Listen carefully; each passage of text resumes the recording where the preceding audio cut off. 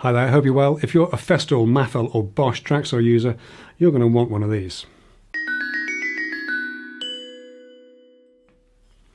You know, one of the great things about having a channel like this is that I get to showcase, let's call them niche or specialist products or accessories that I come across and help share them with a wider audience of like-minded makers just like yourselves. I've done a few of these over the years.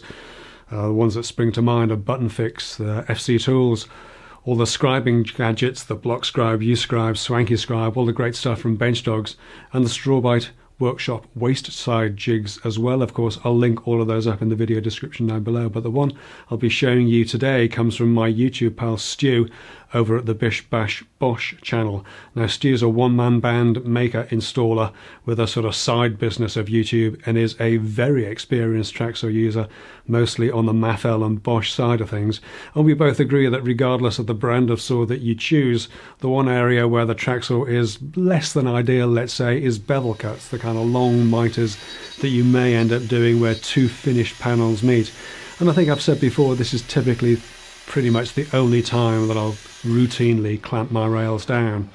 The issue with it, of course, is simply that when you tip the saw over to 45 degrees, all the weight of the saw is beyond the base plate, beyond the rail, so the saw naturally wants to keep on tipping, which means, of course, that whilst you're making the bevel cut, you need to concentrate on that quite hard, and it doesn't take much change in pressure to vary that cut slightly, to introduce a little bit of curve or a little bit of inconsistency. You guys out there probably know exactly what I'm talking about here if you've made more than the occasional bevel cut. So what Stu has done is take an existing accessory and make an accessory for the accessory that really helps sort this out. Let me show you what I mean. Now, one of the things that you can get for these saws is a side fence or parallel fence for those times when you're using the saw off the rail. They're quite clever in that this way up the fence butts against the edge of the board you're cutting, so you get a nice straight cut that's parallel to the edge. But if you turn it over, they sit flush with the base of the saw and it acts as the perfect outrigger until you put the saw on a rail, of course. Then it sits off the deck by the thickness of the rail. And what Stu's designed and had made is this. He calls it the Mash Tools anti-tip device, a machined aluminium accessory that fits neatly over the side fence and fills that gap.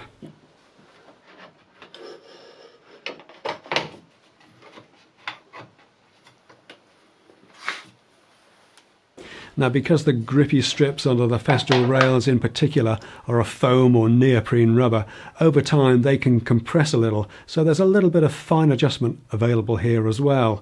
Best way I've found to fit them is to set the saw on the rail at 90 degrees, settle the side fence onto the saw, making sure both rods are fully located onto the base plate before tightening them down.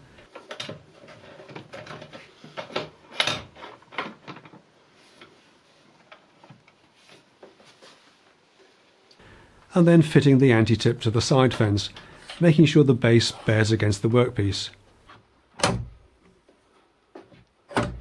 And then locking it in place with the brass thumb screws.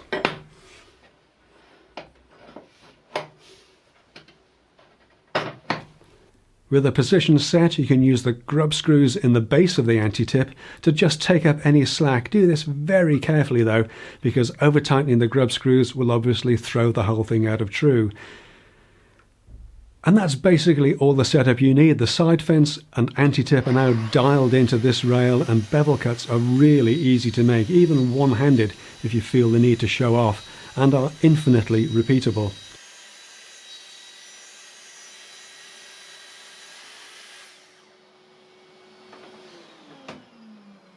Now, the anti-tip will work on either side of the saw, though of course if you have it to the right it needs to be far enough out to clear the saw as it tips over, and it also means that the anti-tip bears against the waist side of the cut.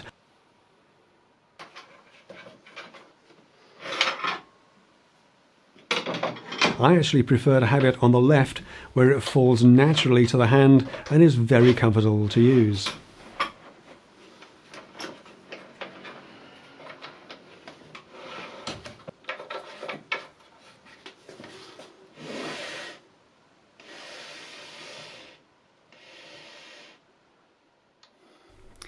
Now, I can't stress just how much easier this makes bevel cuts. I said earlier on that I like to think of myself as a reasonably experienced track saw user, having used one daily for the best part of 15 years. But I am absolutely all over this. I wish I'd had this back in my regular install days, honestly. If you're a Festool, Bosch or Mafell track saw, plunge saw user who needs to make more than just the occasional bevel cut, then this little accessory will make your life so much easier.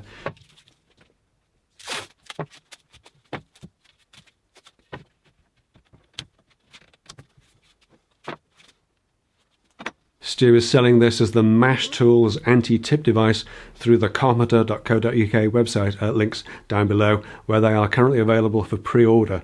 The first batch, made in a machine shop right here in London, by the way, is expected to be in customers' hands around about the 18th to the 20th of this month, August 2020, so within a week or two of this video going live. Pricing is set at £65 plus very reasonable shipping costs, and is worth every penny in my opinion. The first batch will be reserved for UK customers only, with international sales following along very soon.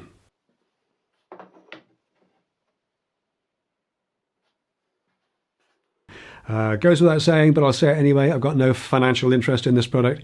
Me and Stu have known each other for a little while, and while he was developing the accessory, he asked me to take a look at the early prototypes of the Festool version, and as a result of that, he's made some slight adjustments to get to what he has today, and I'm helping to showcase it here today simply because, like all the other accessories I've mentioned, I think it's a fantastic product that deserves as much of an audience as possible. If you'd like to be kept up to date about the Mashtools anti-tip device, then the best way is simply to follow me on Instagram at 10 Minute Workshop. I post daily to Instagram, so there's always something to see there. Or if you're a Facebook user, then follow Bish Bash Bosch on that platform. And of course, you should also take a look at the Bish Bash Bosch channel on YouTube as well.